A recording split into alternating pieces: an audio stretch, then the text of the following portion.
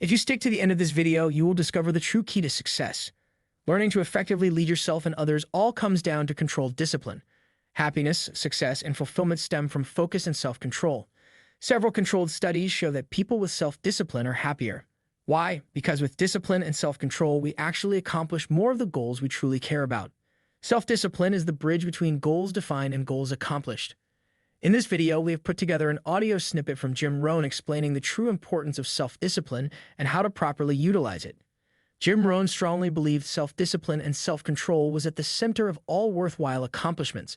He challenges us to consider what the future would look like for us if we chose to improve our self-discipline on a daily basis. Let other people lead small lives, but not you. Let everybody else cry over small hurts, but not you. Let everybody else argue over non-essentials, but not you. Deal in things that matter. Make sure what you do is the product of your own conclusion. Take advice, but not orders.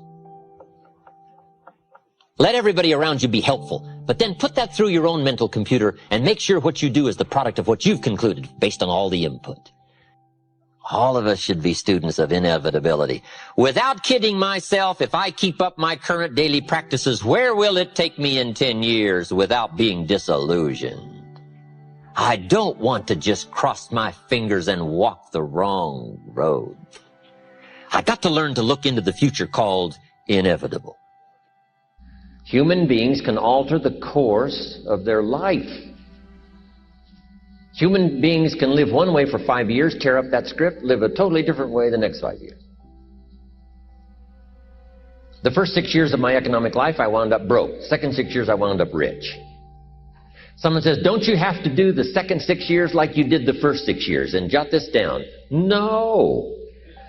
No, you don't have to live the second 6 years like the first 6. You can use all the information and all the advice and repairing all of your mistakes and adopting a new and refined philosophy so that the next 6 years can be totally different than the last 6. Now here's the next note to make. 5 years from now, you will arrive. The question is where?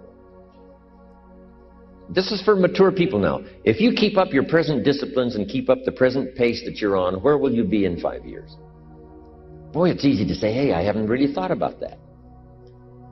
So now make this note. In 5 years, here's the probability. You will either arrive at a well-designed destination or an undesigned destination. Well-designed or undesigned. And I promise you, 5 years from now, you really don't want to arrive at an undesigned destination. Because you may very well wind up wearing what you don't want to wear, driving what you don't want to drive, living where you don't want to live, maybe doing what you don't want to do. Simply because you didn't design a better destination. 5 years from now, I wish for you to arrive at a well-designed place. A place of productivity. A place that'll make you feel good about yourself. A place that'll give you honor and respect. A place that'll give you influence to touch other people 5 years from now that you couldn't do today. Where will you be in 5 years? The first thing you start changing is what? Your philosophy. You start changing your mind. You start changing how you think. You start picking up new ideas and information. Gather new knowledge. Make better decisions about what's valuable. And I'm telling you, if you'll do that, your whole life will change. Your health will change. Your relationship with your family will change. Your ability to cope with challenges and problems will change. I'm telling you, income, promotions, all of it will change. If you will change, it'll all change. If you won't change, it isn't going to change. You can keep your fingers crossed if you want to and hope they'll straighten it out. You can wish for the wind not to blow quite as severe, but I'm telling you, wishing for the wind to change in your favor, we call naive at best. Don't do this any longer. Wish for a better wind. The key is to wish for the wisdom to set a better sail. Utilize whatever wind it blows to take you wherever you want to go. That is the philosophy I picked up at age 25, and it revolutionized my whole life. And here's what I found. I found it was easy. I got rich by the time I was 31, and it was easy. Now here's my definition of easy. Got to jot this down. My definition of easy, meaning something I could do. I figure if it's something you can do, it's easy. Now here's a parenthesis. Parenthesis, I worked hard at it. I found something I could do, which was easy, but I worked hard at it. I got up early and stayed up late, worked hard that 6 years. But what I did was easy, meaning it was something I could do. You say, well, Mr. Rohn, if it was so easy, how come everybody else around you during that 6 years, how come they didn't get rich? Here's why. It's easy not to. How else would you describe it? That's it. You say, no. For all of the rest of them, it was hard for them and it was easy for you. That's not true. You couldn't debate me on that in front of this intelligent audience. But here's the challenge. Let me give it to you in a philosophical phrase. I tend to be a little philosophical. Here it is. The things that are easy to do are also easy not to do. That's the difference between success and failure. So you've got the choice here today of one of two easies. Easy to or what? Easy not to. I can give you in one sentence how I got rich by the time I was 31. Here it is in one sentence. I did not neglect to do the easy things I could do every day for 6 years. Underline. I did not neglect. That's the key. I found something easy I could do that led to fortune, and I did not neglect to do it. Major reason for not having everything you want in America. Major reason for not having more of what you want in America. More health, more money, more power, more influence, more everything. Major reason why you don't get it. Simple answer. Neglect. Neglect. And here's the problem with neglect. It starts as an infection. And if you don't take care of it, it becomes a disease. And here's what else is the problem. One neglect leads to another. Neglect to do wise things with your money, you'll probably neglect to do wise things with your time. Neglect to do wise things with your time, you'll probably neglect...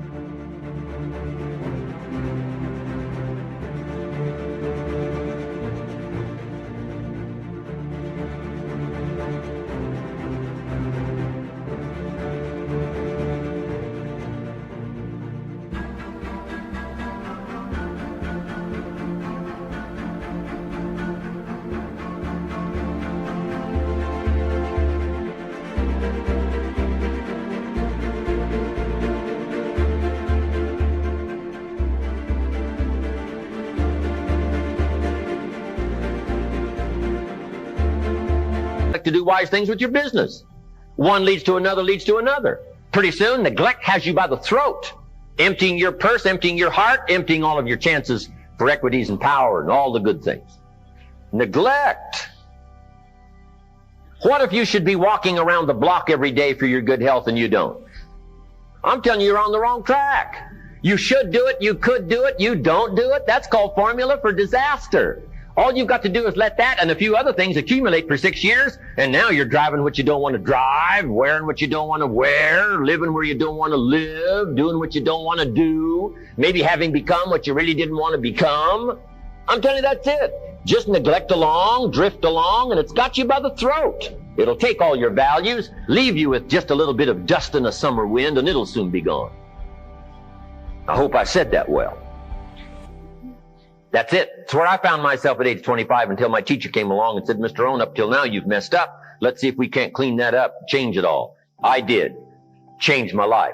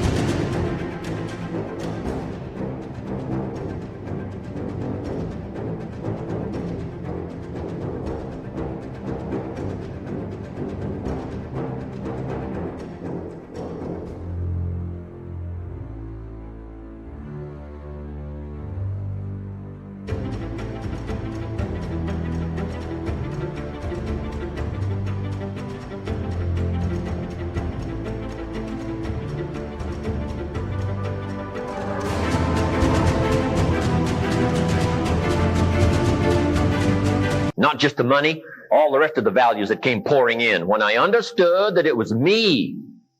It was me. We intend to when the idea strikes us. We intend to when the emotion is high. But now if you don't translate that into action fairly soon, now the intent starts to diminish. And a month from now, it's cold. A year from now, can't be found. So act. Set up a discipline when the emotions are high and the idea is strong and clear and powerful. That's the time to set up a discipline.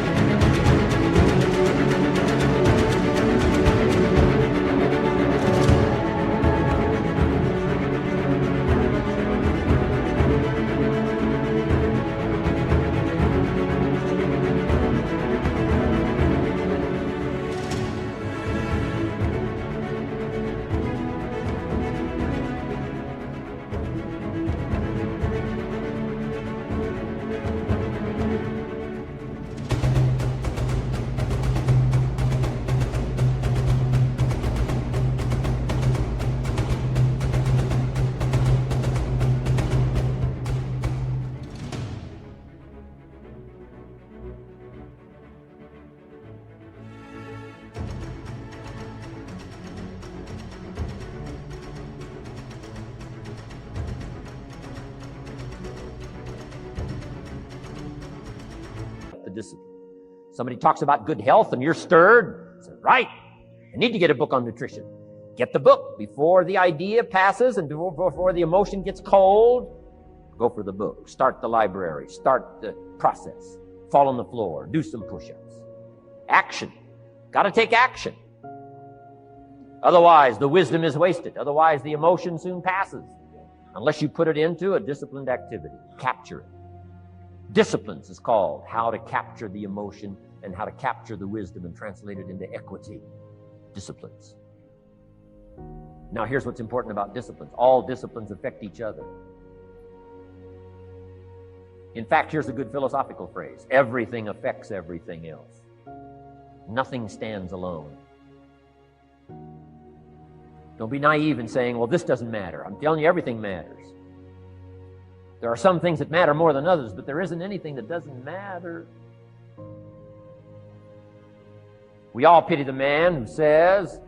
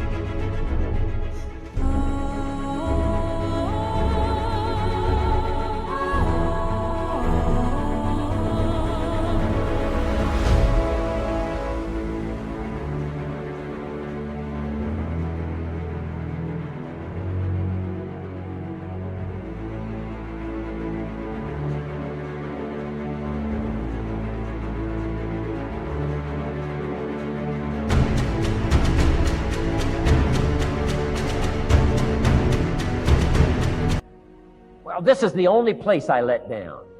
Not true. Key to take home. Every letdown affects the rest of your performance. Every letdown affects the rest. This is part of the educational process on personal development. If you don't take the walk around the block, you probably won't do the apple a day. If you don't do the apple a day, you probably won't start building your library. If you don't build your library, you probably won't keep a journal, and you won't take pictures, and you won't do this, you won't do wise things with your money, won't do wise things with your time, won't do wise things with your possibilities and relationships, and the first thing you know, 6 years of that accumulated, and we say you have messed up. So the whole key to reversing that process now is to start picking up these disciplines. Now here's the positive side. Every new discipline affects the rest of your disciplines. Every new one affects the rest. That's why action is so important. The least action, the smallest action. Take it. Because when you start accomplishing and the value starts to return from that one action, it'll inspire you to do the next one and the next one and the next one.